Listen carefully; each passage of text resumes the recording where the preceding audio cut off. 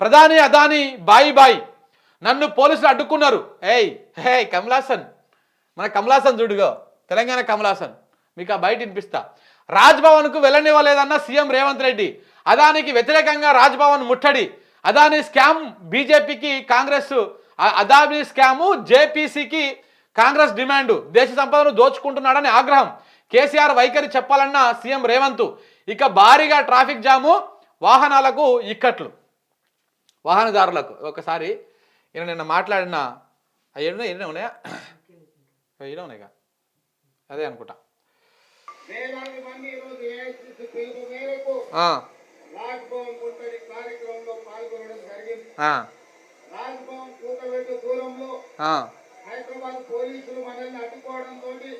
కమలాసన్, కమలాసన్ ఈయన ఎవరు అడ్డుకురంట?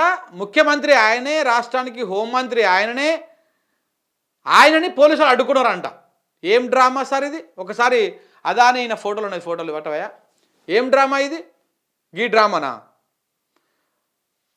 అదాని నీ ఇంటికి వచ్చింది వాస్తవం కదా, 4 గంటలు కూర్చొని మీరు ఏకాంతంగా మాట్లాడుకుంది వాస్తవం కదా. ఈ పక్కన కూర్చున్న పొంగులేటి శ్రీనివాసరెడ్డి పోయి ఐటీసీ కోహినూరులో అదానితోని ఏకాంత చర్చలు చేసింది వాస్తవం కదా. అదానితోని 100 కోట్ల రూపాయల విరాళం తీసుకుంది వాస్తవం కదా కాంగ్రెస్ పార్టీ. ఈ రేవంత్ రెడ్డి 12,400 కోట్ల ప్రాజెక్టులకు ఒప్పందాలు చేసుకుంది ఇదే రేవంత్ రెడ్డి, అదాని కాదా? మీరేమో దోస్తులు మంచిగానే ఉంటారు, బయటకు వచ్చి మళ్ళా ఏమంటారు చూస్తావో సామెత ఉంటుంది, మొగను కొట్టి మొగసాలకి ఎక్కి మొత్తుకుంది అన్నట్టుగా. అట్లనే ఉంటుంది కథ మొత్తం. మీరు మంచిగానే చేసి ఉంటారు, అది చేస్తారు, మళ్ళీ బయటకు వచ్చి ఆందోళన చేసుడు. పాపం రాహుల్ గాంధీని మెప్పియడం కోసం కింద మీద పడతా ఉన్నాడు. ఒకటే ఢిల్లీకి పోతున్నాడు, ఇటు జైపూర్కి పోతున్నాడు, ఇటు పోతున్నాడు, అటు పోతున్నాడు. ఎటువైనా కానీ రాహుల్ గాంధీ కలుస్తలేడు, రాహుల్ గాంధీ దగ్గరికి రానిస్తలేడు. ఈయన ముఖం చూస్తేందుకు కూడా రాహుల్ గాంధీకి ఇష్టం లేదు. ఎట్లయినా సరే ఆయన మచ్చిక చేసుకోవాలని చెప్పేసి ఇప్పుడు ఈ డ్రామా. సెక్రటరియట్ ముందు వాళ్ళ అయ్య బొమ్మ పెట్టిండు, లోపల సోనియా గాంధీ బర్త్డే రోజు తెలంగాణ తల్లి విగ్రహం అని ఓ విగ్రహాన్ని పెట్టిర్రు.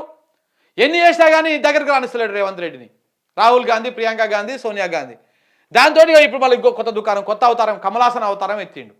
ఈ కమలాసన్ అవతారం ఎత్తి ఆడికి పోతుంటే పోలీసు వాళ్ళు మనల్ని అడ్డుకుర్రంట. ఈయనని రాజ్భవన్ పోతుంటే ఎవరు అడ్డుకురు సార్?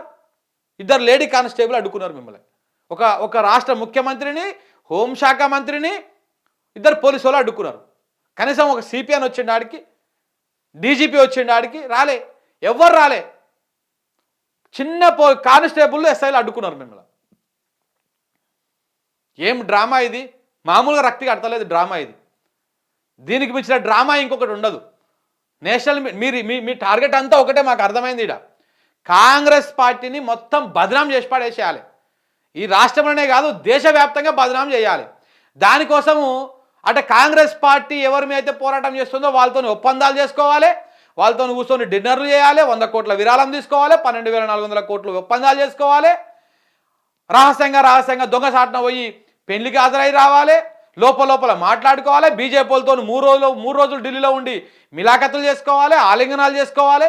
బీజేపీ మీడియా, మీకు ఒక మీడియా మొన్న అదేందయ్యా, మొన్న అల్లు అర్జున్ అరెస్ట్ అయిన రోజు అర్నబ్ కాదు ఆ ఛానల్, ఇండియా టుడే అనుకుంటా, రాహుల్ అనేటువంటి ఒక జర్నలిస్ట్ ఉంటాడు. ఆయన ఫక్త్ బీజేపీ యాంటీ కాంగ్రెస్ బ్యాచ్, ఆయన ఫక్త్ బీజేపీ ఫేవర్గా ఉంటాడు. ఆయన ముంగల కూర్చొని పెయిడ్ ఇంటర్వ్యూ, ఇదంతా కూడా బీజేపీకి అనుకూలంగా ఉండేటువంటి మీడియా ఈయనని ఇంటర్వ్యూ చేస్తుంది. అది కూడా కాంగ్రెస్ని బదనాం చేసేటువంటి ప్రశ్నలు అడిగి ఏదో అనిపించేసి మొత్తం ఇంకా బదనాం చేసేస్తుంది. ఇదంతా కేవలము ఇది కాంగ్రెస్ కోసం పనిచేస్తున్నట్లేదు, కాంగ్రెస్ పార్టీని మొత్తం బొంద పెడుతందుకు కార్యక్రమాలు చేస్తూ ఉన్నాడు ఈయన. ఈ పాపం పప్పుకు అర్థమైతలేదు, నేషనల్ పప్పు రాహుల్ గాంధీకి అర్థమైతలేదు, కాంగ్రెస్ వాళ్ళకి అర్థమైతలేదు. ఈ మొత్తం బదనాం చేసి పోతా ఉన్నాడు. సో కాబట్టి ఇట్లా ఈ డ్రామా చూడండి.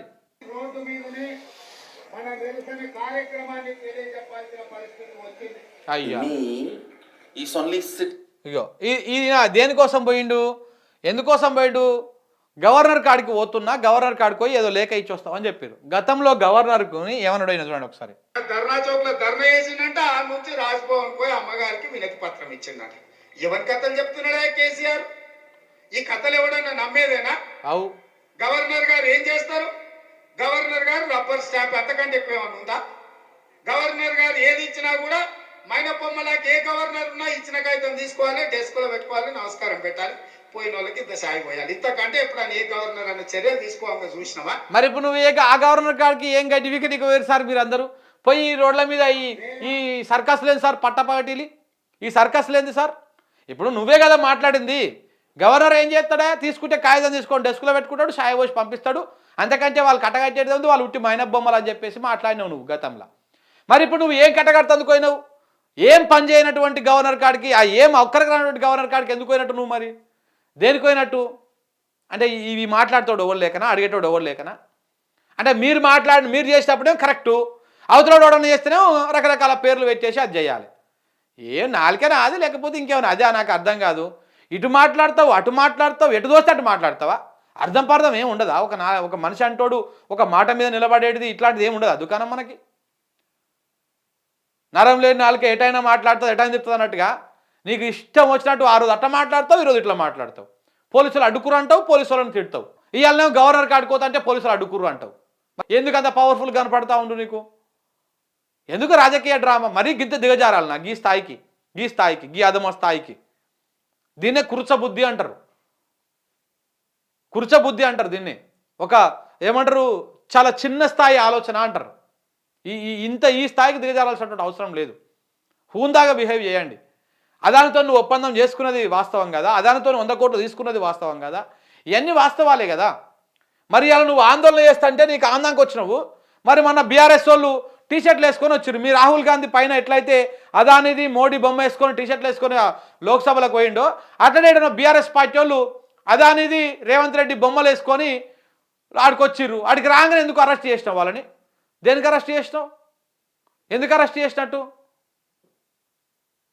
తీసుకుపోయి అంతా హైదరాబాద్ అంతా తీసుకుపోయి భవన్ కాడ వదిలిపెట్టిరు.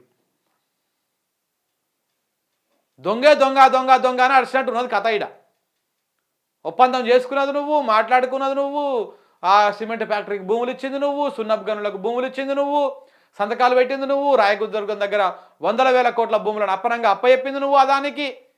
ఇవన్నీ అప్పచెప్పేసి అదాని మోడీ దొంగ మీరు చేసేటువంటి కార్యక్రమం బయట రాకుండా దొంగ దొంగ దొంగ అన్నట్టుంది కథ. దొంగనే దొంగ దొంగ అన్నట్టు. అంతకు మించి ఇంకొకటి ఏమి లేదు. ఇక బంద్ పెట్టి డ్రామాలు ఇక అయిపోయింది. అర్థమవుతుంది తెలంగాణ ప్రజలకు మొత్తం చూస్తూనే ఉన్నారు, తెలుసుకుంటూనే ఉన్నారు. ఇంకా ఈ డ్రామాలు ఇంకా చాలా రోజులు పనికిరావు. ఒకసారి చేస్తే ఒక అబద్ధం ఏదైనా ఒకసారి మంచిగా ఉంటుంది. ఇక పదే అబద్ధం ఆడితే దానికి విలువ ఉండదు ఏముండదు.